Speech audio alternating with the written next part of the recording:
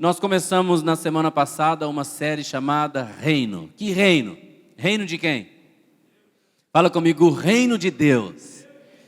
Na semana passada nós falamos sobre aqueles 3 elementos básicos da satisfação do homem, né? A justiça, a paz e a alegria. E nós falamos sobre Romanos 14, 17. Vamos reler o texto de Romanos 14, 17. Vamos ler? Porque o reino de Deus não é comida nem bebida, mas justiça e paz e alegria no Espírito Santo.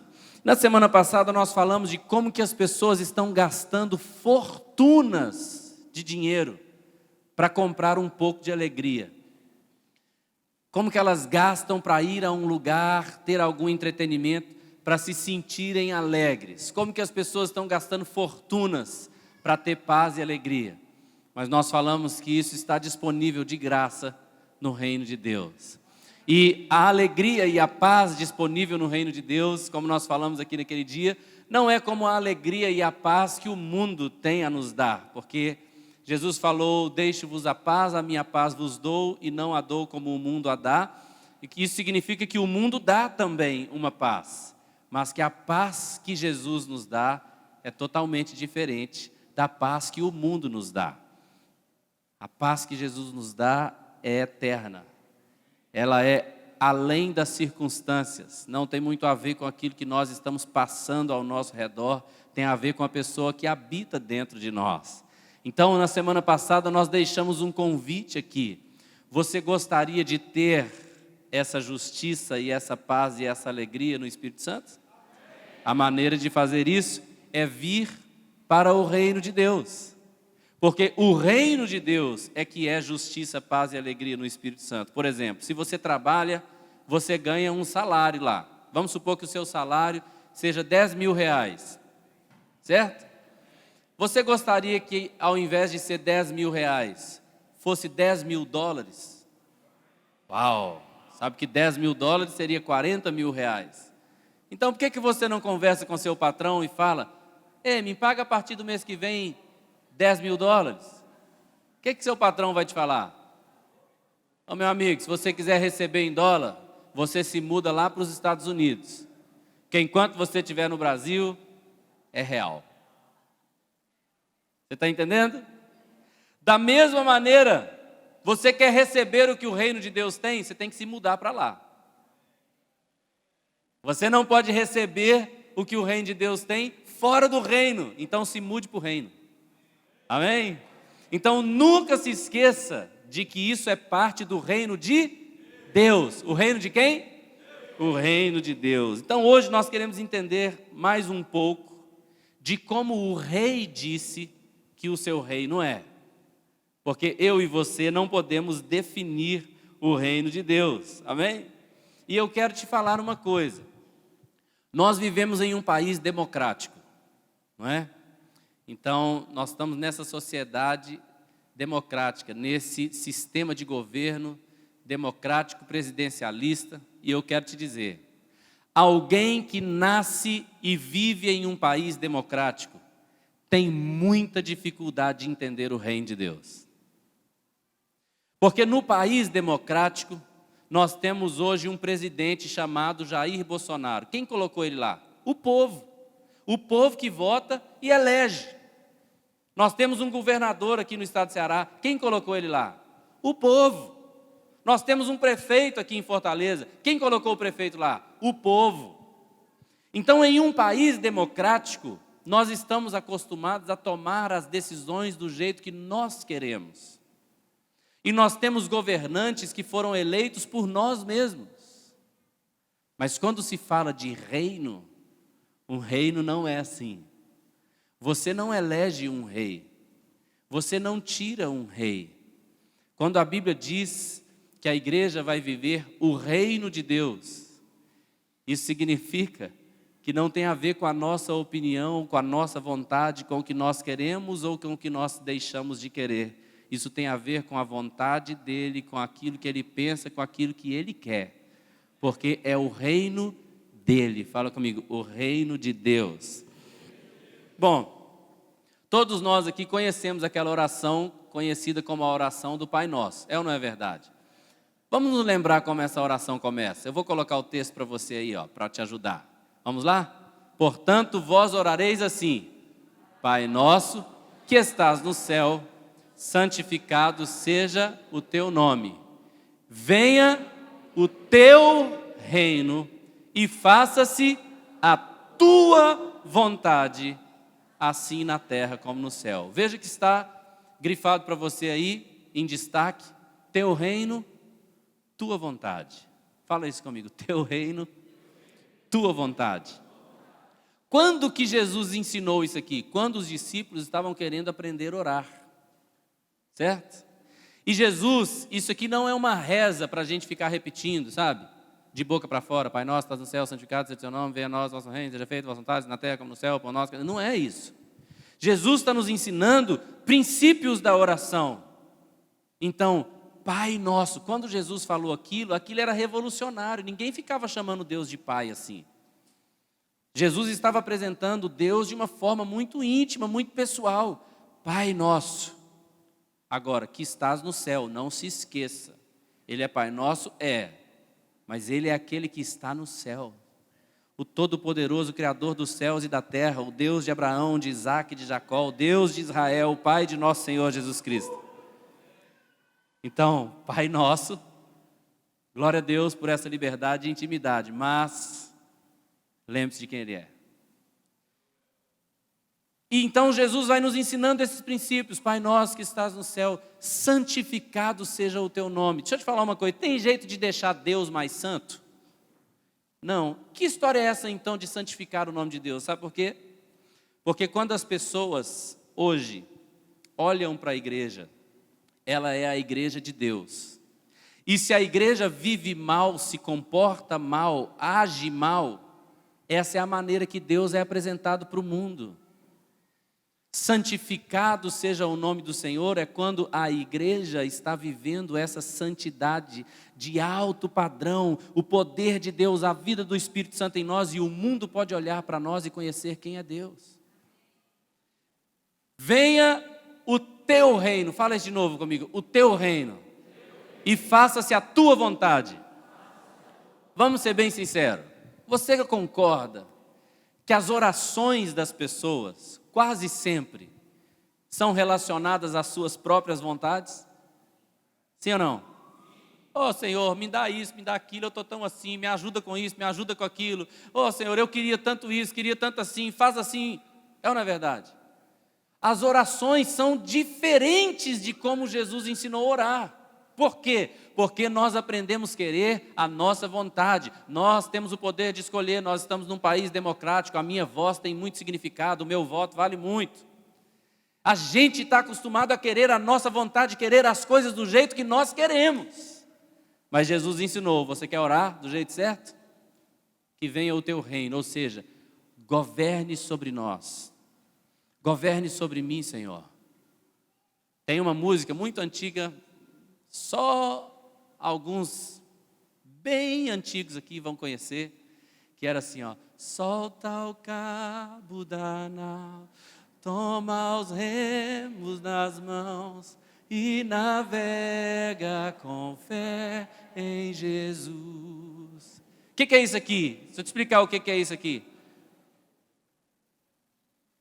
A tradução para o português dos nossos dias: solta a direção do barco e só rema e deixa que Jesus conduz.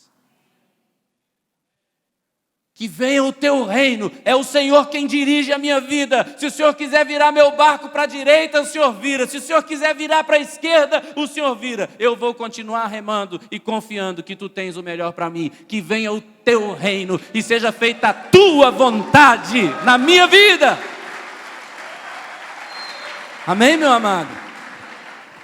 A vontade do Senhor, porque o reino é dele. Nossas orações precisam colocar sempre o reino de Deus em primeiro lugar. Fala comigo: primeiro lugar. Logo à frente, Jesus disse isso no verso 33 do mesmo capítulo. Vamos ler? Buscai, pois, em primeiro lugar o seu reino e a sua justiça, e todas estas coisas vos serão acrescentadas. Nós queremos muitas coisas, mas nós precisamos de muito pouco. Jesus estava falando com eles ali sobre o básico: comer, beber e vestir. O básico, nós não precisamos mais do que isso. Nós queremos coisas demais, mas nós precisamos de comer, de beber e de vestir. Os discípulos estavam preocupados, Jesus então começou a falar com eles: olha, os gentios que se preocupam com isso, vocês não precisam se preocupar com isso. Olha aí os pássaros, eles não plantam, não colhem, não ajuntam em celeiro, todavia o Pai sustenta todos os dias. Se o Senhor sustenta assim, os pássaros, Ele não vai sustentar vocês, que valem muito mais. Ele falou: olha os lírios do campo, eu vos afirmo que nem Salomão em toda a sua glória se vestiu como qualquer um deles. Se Deus veste assim a erva que hoje nasce, amanhã seca e morre, não vestirá muito mais a vós. Você está entendendo? E ele falou assim, ó: não esquenta a cabeça, não se preocupe com isso. Buscai, pois, em primeiro lugar o seu reino e a sua justiça, e todas estas coisas vos serão acrescentadas. Então, em primeiro lugar, fala comigo, primeiro, é lá em cima, meu amigo. Lá na minha terra, Minas Gerais, quando a gente está apresentando alguém, e esse alguém é muito especial, vamos supor que eu tenha um amigo, e eu vá te apresentar esse amigo, e esse amigo é muito especial para mim. Então eu te apresento ele, e eu falo assim, ó: esse aqui é o meu amigo, fulano de tal, esse aqui é da prateleira de cima. Da prateleira de cima significa: esse cara é especial demais, ele tem um lugar muito especial na minha vida, ele é da prateleira de cima. Deixa eu te falar uma coisa: na última prateleira da sua vida, o reino de Deus tem que estar lá. Deus governando sobre a sua vida. Buscai, pois, em primeiro lugar o reino de Deus. Amém? Em primeiro lugar. Agora, leia comigo Mateus 9,35. Veja bem, olha o que diz. E percorria Jesus todas as cidades e povoados, ensinando nas sinagogas, pregando o evangelho do reino e curando toda sorte de doenças e enfermidades. Jesus, ele nunca pregou um evangelho de banana. Jesus nunca falou de uma vida fácil para ninguém. Nunca falou. Venha para cá andar comigo e vocês vão ter casa, comida e roupa lavada. Ele não falou, ele falou: venha andar comigo que vocês vão ter perseguições. Venha andar comigo que vocês vão passar por tribulações, por dificuldades. As raposas têm os seus covis, não foi assim que ele falou? Mas o filho do homem não tem nem onde reclinar a sua cabeça. Quem não aborrecer pai, mãe, irmão, esposa, filho, filha, até a própria vida, não pode ser meu discípulo. Lucas 14:30. Então Jesus não pregou um evangelho simples, ele pregou o evangelho do reino. Deus governando nossas vidas, mas ele também demonstrou o poder do reino. Porque no reino de Deus não tem doença. O céu não vai ter doença, filho. Certo? Se você aqui morrer com qualquer doença, quando o Senhor vier e você ressuscitar, você não ressuscita com a doença. Você ressuscita no seu corpo glorificado, que não morre, nem envelhece, nem fica doente. Então Jesus pregou o evangelho do reino e demonstrou o poder do reino. Ele nunca enganou as pessoas dizendo que seria um evangelho fácil. Você está entendendo? Muitas pessoas estão falando de um evangelho que parece fazer todas as vontades do homem. Mas Jesus falou de um evangelho onde o que prevalece é a vontade de Deus. Fala comigo, a vontade de Deus. Não há uma combinação na qual eu posso fazer todas as minhas vontades e viver no reino de Deus. Essa combinação não existe. Você está entendendo? Amém? Então, por exemplo, você se lembra da história do jovem rico? O jovem rico foi a única pessoa no Novo Testamento que chegou até Jesus sem pedir nada. Ele não quis um milagre, ele não quis nenhuma explicação de Jesus, não estava testando Jesus, nada. Ele tinha um desejo que parecia ser sincero. Ele queria saber como que ele fazia para estar no reino de Deus. E aí Jesus perguntou para ele: você guarda os mandamentos? Ele falou: quais? Ah, você sabe, né? Aí Jesus falou dos mandamentos básicos com ele. Quando Jesus falou dos mandamentos básicos com ele, ele falou: sim, Senhor, eu guardo esses mandamentos aí todos. Sabe, honrar pai e mãe, amar o Senhor sobre todas as coisas, amar ao próximo como a mim mesmo. Jesus falou: você guarda? Ele falou: guardo. Vamos ler o final do texto aqui, Mateus 19, 21. Olha bem. Vamos ler? Disse-lhe Jesus: se queres ser perfeito, vai, vende os teus bens, dá aos pobres e terás um tesouro no céu. Depois, vem e segue-me. Tendo, porém, o jovem ouvido essa palavra, retirou-se triste por ser dono de muitas propriedades. Então, disse Jesus aos seus discípulos: em verdade vos digo que um rico dificilmente entrará no reino dos céus. Quem disse? Por quê? Porque os ricos estão acostumados a terem o que querem, a ver suas próprias vontades sendo realizadas na hora e do jeito que elas querem. Quero comprar isso, pago e compro. Quero me mudar daqui para lá, compro lá e moro lá. E o reino de Deus não tem a ver com Deus trabalhar para fazer a nossa vontade, ao contrário, o reino de Deus tem a ver com nós trabalharmos para fazer a vontade dEle. Você está entendendo? Por isso é tão difícil um rico, Jesus está falando, entrar no reino dos céus. Por quê? Porque o rei falou com ele. Quem falou? O rei. O que o rei falou? Pega tudo que você tem e vende e dá aos pobres. Ele não fez. Ele não fez. Portanto, o rei continua sendo o rei, mas não era o rei dele. Você está entendendo o que eu estou dizendo ou não?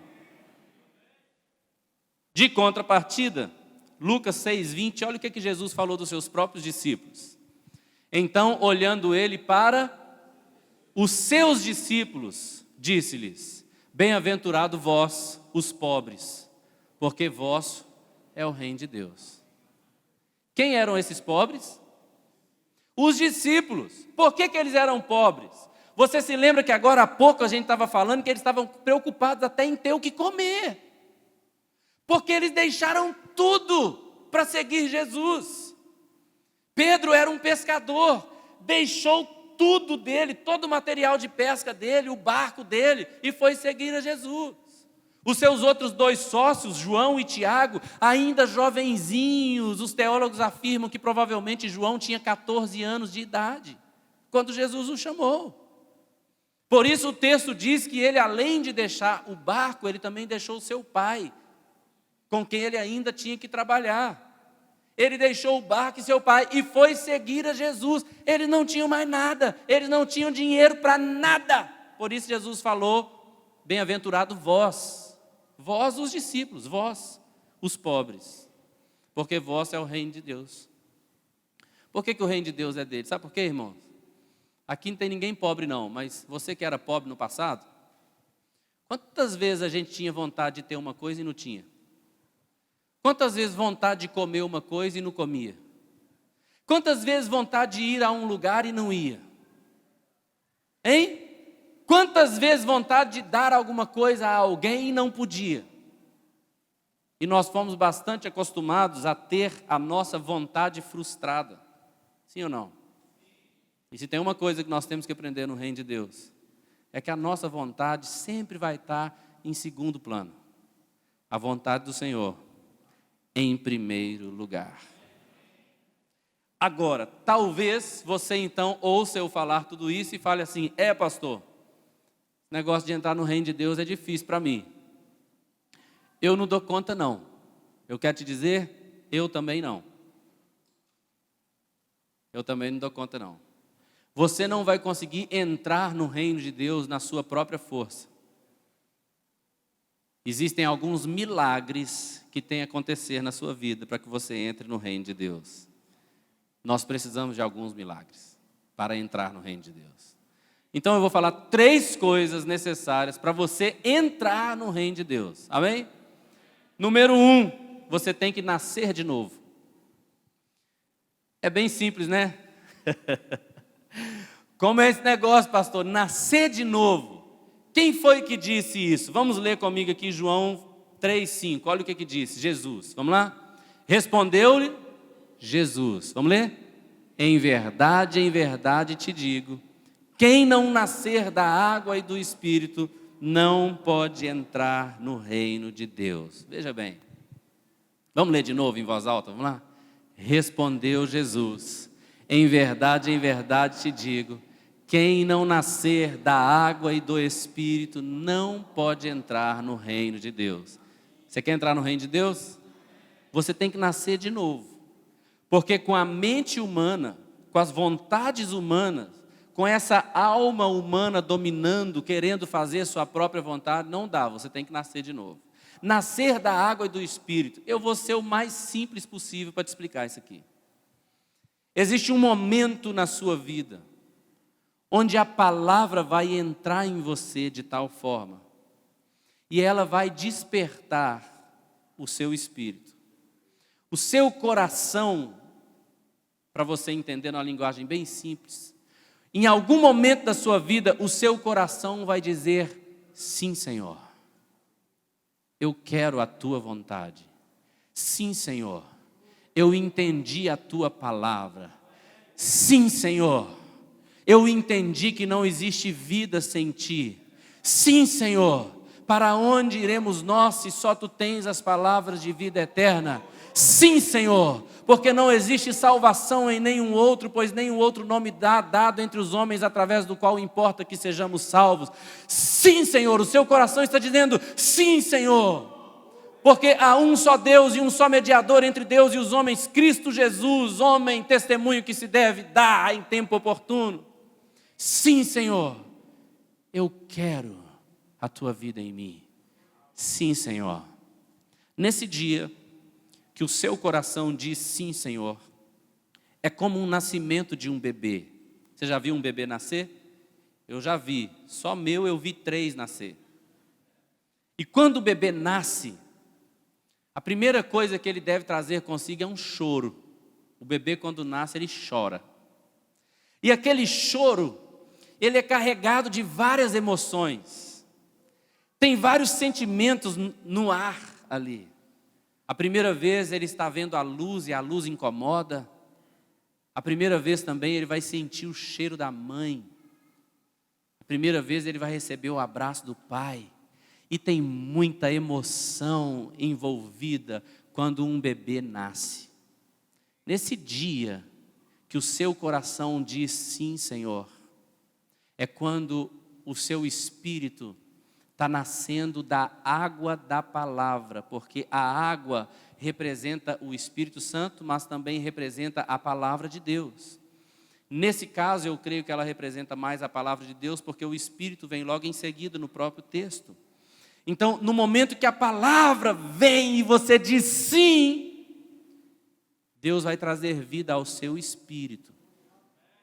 Você vai passar a ser não mais corpo, alma e espírito, mas você vai ser espírito, alma e corpo. A ordem inverte. Não é mais o seu corpo em primeiro lugar, sua carne em segundo lugar e seu espírito em terceiro lugar. Mudou. Agora é espírito, alma e corpo. É o seu espírito em primeiro lugar. Você está entendendo o que eu estou dizendo? A sua vida espiritual passa a ser a sua prioridade, a sua coisa mais importante. A partir desse entendimento, 2 outras coisas vão acontecer. Você vai tomar a decisão de se batizar nas águas após crer. Isso é importante, fala comigo, batizar após crer. Porque Jesus falou: ide por todo mundo e pregai o evangelho. Quem crer e for batizado será salvo. Não adianta ser batizado sem crer. Então primeiro você crê, depois você é batizado. Então 2 coisas mais devem acontecer. Primeiro você vai dizer sim, Senhor. E você vai nascer de novo no Espírito. Sua vida espiritual vai florescer. O seu espírito é o lugar onde Deus vai falar com você. Você vai começar a ouvir a Deus, falar com Deus e ouvir a Deus de volta. Você vai começar a receber sonhos e visões da parte de Deus. Você vai começar a ter um relacionamento com Deus e a sua vida começa a mudar aí. Depois disso você vai se batizar nas águas. Mas uma outra coisa também vai acontecer. Você vai ser batizado com o Espírito Santo.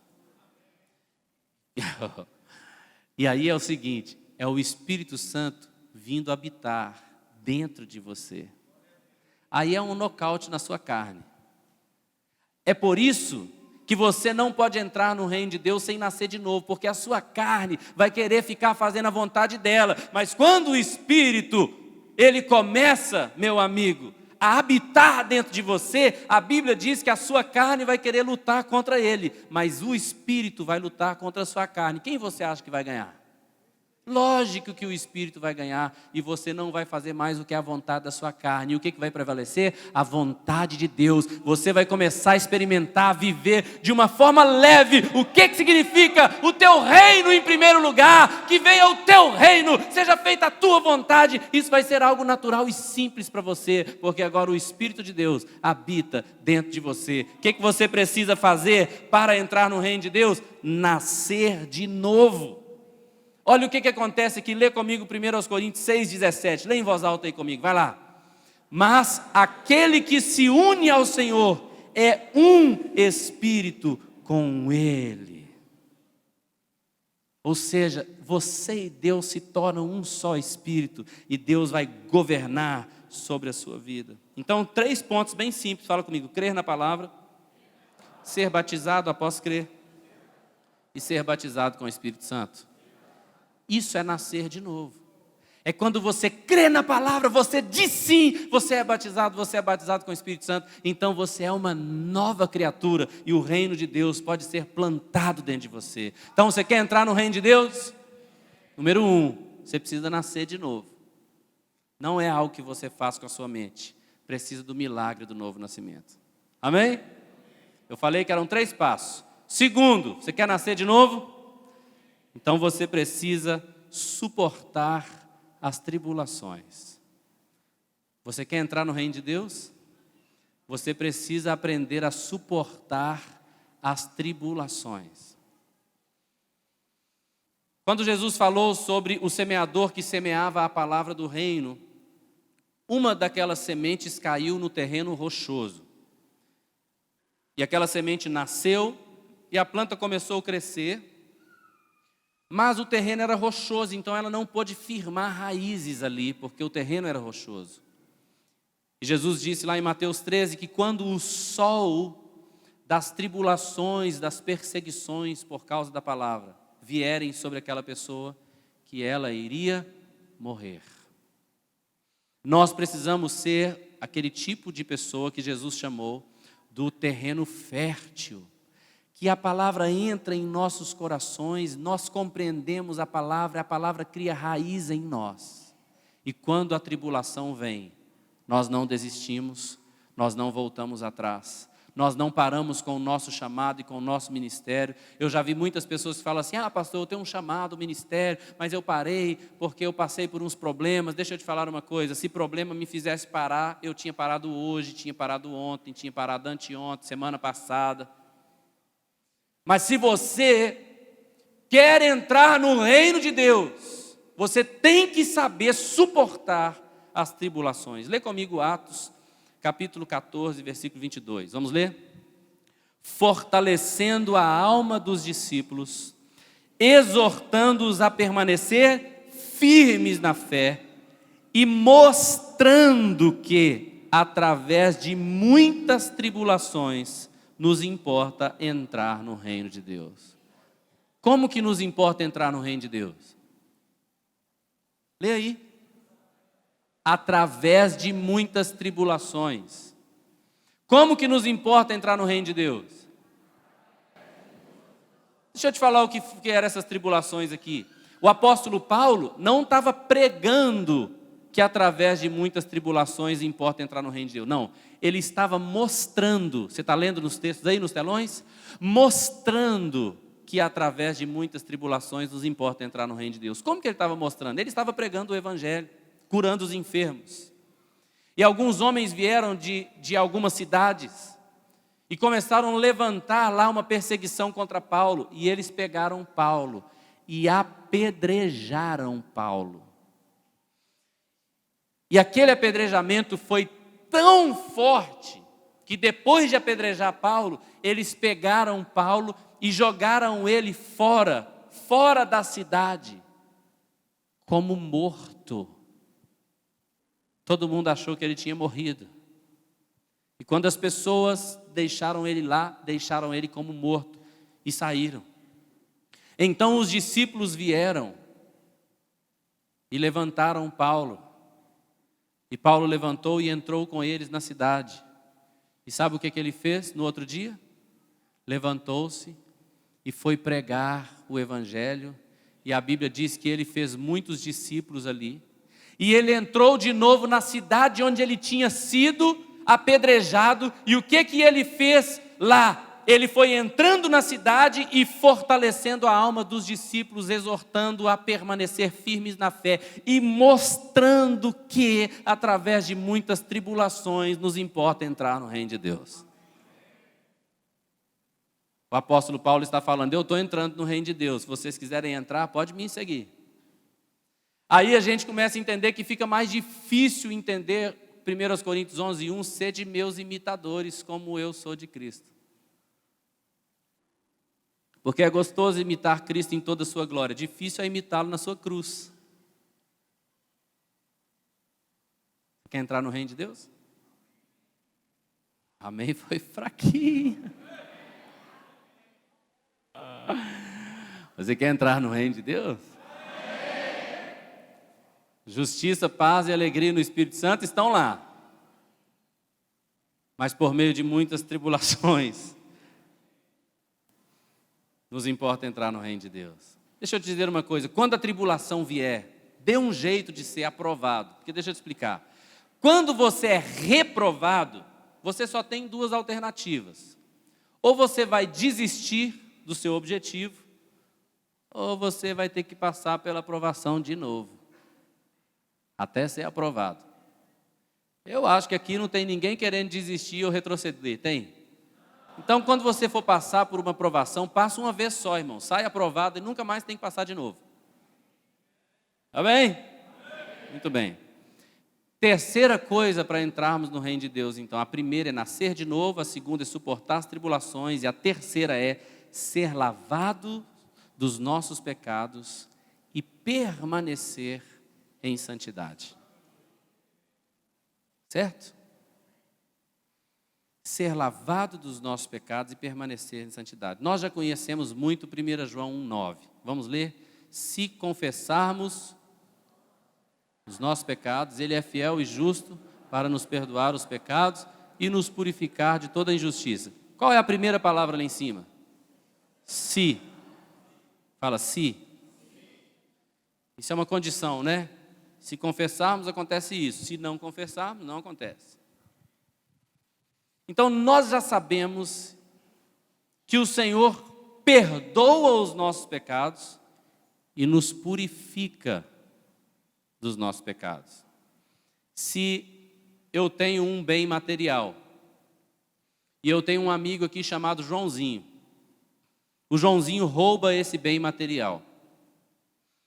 Aí, porque eu sou cristão, porque eu sou um homem de Deus, porque a Bíblia me ensina, eu vou perdoar o Joãozinho, correto?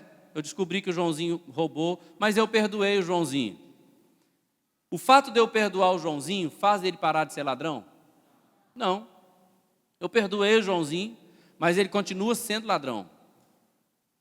Agora, se o Joãozinho conhece a Cristo, entrega a vida dele a Jesus, de verdade, ele nasce de novo. Aí ele vem e confessa esse pecado dele a Cristo. Senhor, eu pequei, eu fui um ladrão, eu roubei aquele bem material do pastor Gilson. E ele está arrependido, ele fala, Senhor, eu te peço que o Senhor me perdoe. Jesus perdoa? Perdoa. Mas ele não apenas perdoa, ele purifica. O que isso significa? É que Jesus enfia a mão lá dentro do Joãozinho e tira o ladrão de lá. E o Joãozinho não é um ladrão mais. Ele é novo. O pecado não habita nele mais, agora o Espírito Santo habita. Vocês estão entendendo o que eu estou falando ou não? Então, só Jesus pode nos tornar puro em relação aos nossos pecados. Só. Não tem nenhuma boa obra que apaga pecado. Não há nada que nós possamos fazer para apagar pecado. Se você se tornar uma pessoa boazinha, se o Joãozinho aqui, começasse a pegar os bens dele e dar aos pobres, que legal, mas ele não ia deixar de ter roubado aquilo que ele roubou de mim. Porque nada, senão o sangue de Jesus, pode nos purificar dos nossos pecados. Não há nenhuma oferta ou sacrifício ou nada que a gente possa fazer para nos tornar puros diante de Deus. E aí tem uma coisa que nós nunca poderemos esquecer. 1 Coríntios capítulo 6, versículo 9. Vamos ler bem devagar? Ou não sabeis que os injustos não herdarão o reino de Deus? Não vos enganeis, nem os impuros, nem os idólatras, nem os adúlteros, nem os efeminados, nem os sodomitas, nem ladrões, nem avarentos, nem bêbados, nem maldizentes, nem roubadores herdarão o reino de Deus. Nosso Deus é santo, correto? Você acha que uma pessoa vivendo no pecado pode se relacionar com Deus santo? Pense nessa frase que eu vou te falar. Pense nessa frase. Se um homem que vive no pecado pudesse se relacionar com Deus, então Jesus teria morrido em vão. Você me ouviu? Se um homem que vive na prática do pecado, ele pudesse ter uma relação com Deus, ele pudesse ter acesso, relacionamento com Deus, passar a eternidade com Deus, Cristo teria morrido em vão. Para que Cristo morreu então? Cristo morreu porque o Deus de Israel é santo, o Criador de toda a terra é santo, o Pai do nosso Senhor Jesus, Ele é santo, e para nos relacionarmos